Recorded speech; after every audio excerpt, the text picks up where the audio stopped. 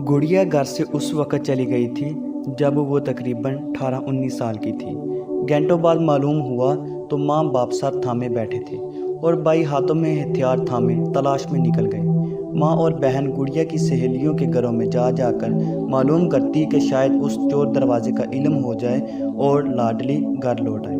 गुड़िया के घर से भागने का सुनकर करीबी सहेलियों का उनके घर वालों ने जीना हराम कर दिया कि रहती ही क्यों थी ऐसी सहेलियों के साथ, ऐसी लड़की के साथ। और करीबी रिश्तेदारों और मोहल्ले वालों ने गुड़िया के घर वालों का। गुड़िया जो दिन के उजाले में सहेली के घर जाने का कह कर गई थी, अंधेरी रात में भी लौट कर नहीं आई।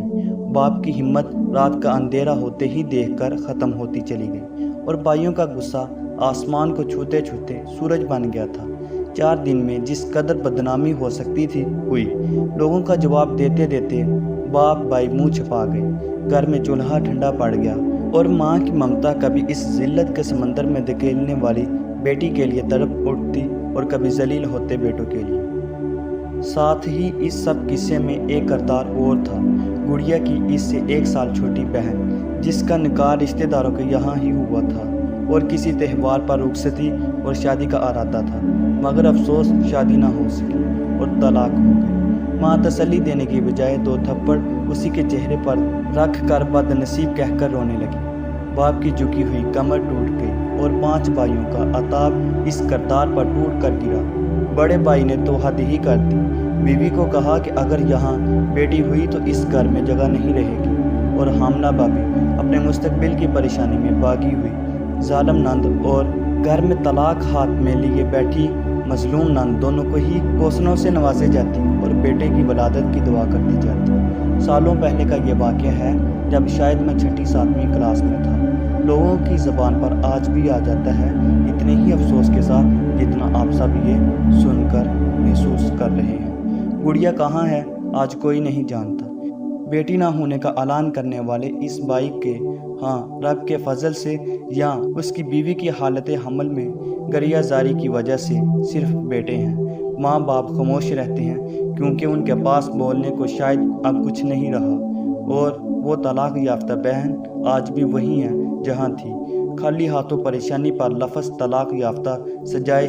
शायद कोई ऐसा ना था जो उसे अपनाने का ज़रफ़ रखता।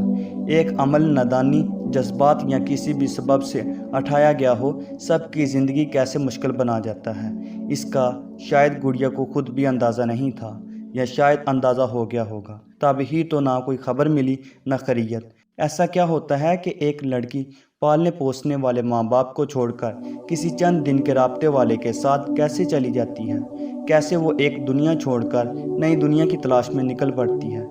तमाम तर समझदारी के बावजूद वो इतनी नादान कैसे हो सकती है। जवाब ढूंढा जाए तो सैकड़ों जवाब इर्द गिर्द खड़े नजर आएंगे। मज़हब से जुड़ी शादियों में तख़ीर, मीडिया, माशरा, वालिदैन की बेजा पाबंदी, तवज्जो न मिलना, आज़ादी का गलत इस्तेमाल, मनफी सोच, सिर्फ एक पर इतबार, अदम इत्माद, फलां। लेकिन जब आप अपने साथ रहने वाले घर वालों पर भरोसा नहीं कर सकते तो एक बाहर वाले पर कैसे कर लेती हैं।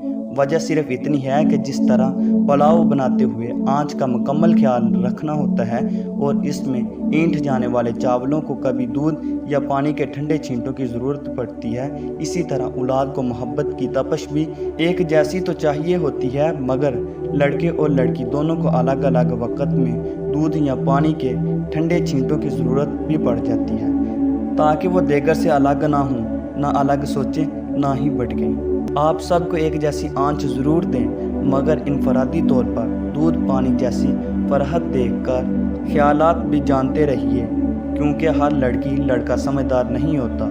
साथ ही लड़कियों के लिए ये नसीहत कि आपका वो चाहने वाला आपको हकीकी तौर पर चाहता है आपके घर वालों से भी ज़्यादा, तब भी वो खुद गर्ज ना बने कि दूसरों की ज़िंदगी आपकी वजह से मिसले आग बन जाने और वो तमाम ज़िंदगी इस आग में सुलगते रहें। भागना घर छोड़ना मसले का हल नहीं होता।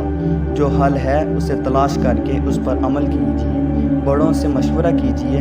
घर में खुद बात नहीं कर सकते तो घर के किसी बड़े से जिन्हें आप बड़ा मानते हैं उससे बात कीजिए, मगर खुदारा घरों से वालिदैन के सर में खाक डालकर जाने का हरगिज़ न सोचिए। اگر ویڈیو اچھی لگے تو لائک کے بٹن کو پریس کر دیں اور مزید اچھی اور اخلاقی ویڈیوز دیکھنے کے لیے ہمارے چینل کو سبسکرائب ضرور کریں۔ جزاک اللہ۔